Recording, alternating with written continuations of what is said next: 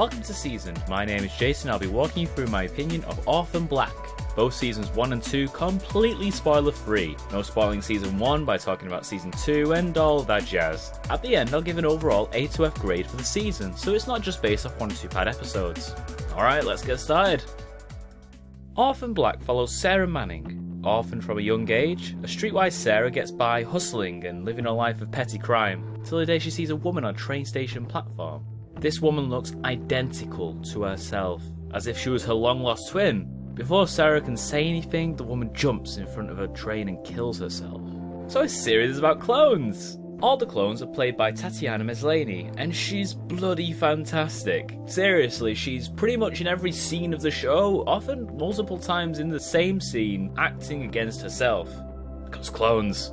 Not only that, but the writers have a lot of fun making her play one clone pretend to be another clone, and it's not just her switching seamlessly between characters, it's very clearly one clone wholly imitating another clone. You get to the point where, because each clone has such a distinct personality, you often forget that they're all played by the same person.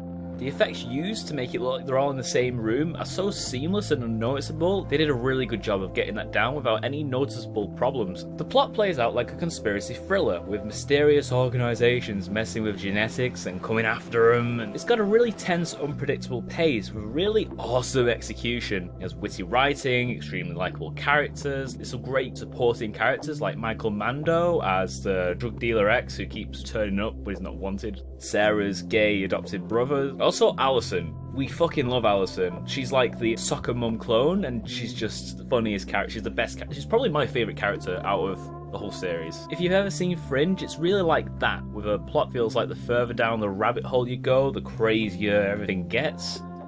Couple of negatives, the show does take some time to get going because they need to get the ball rolling in terms of introducing the plot and a lot of strong side characters and clones. I like that they take the time with it though. Not every show needs to be firing on all cylinders from episode 1. They take time to build pace, and that's important. Saying that though, it might take a few episodes for you to get hooked onto it properly. There's also a questionable clone introduced in season 2 for one episode that feels shoehorned in just to mess with one of the characters, and it didn't do as much with it as they should have. They could have done a lot more, and they didn't, so missed opportunity there. I'm also just hoping the writers know where they're going with this. As with many shows before them, they could write themselves into a corner they can't get out of, like Lost or Heroes. It's one of those plots where they could keep going with it, and it could get stupid, like Prison Break, and hope they have a rein on it. It's too early to tell yet. I'd like to be optimistic about it. I'd like to be, but we'll see. To be fair, that point I just made is just purely speculative. To be honest, there is very little wrong with this series.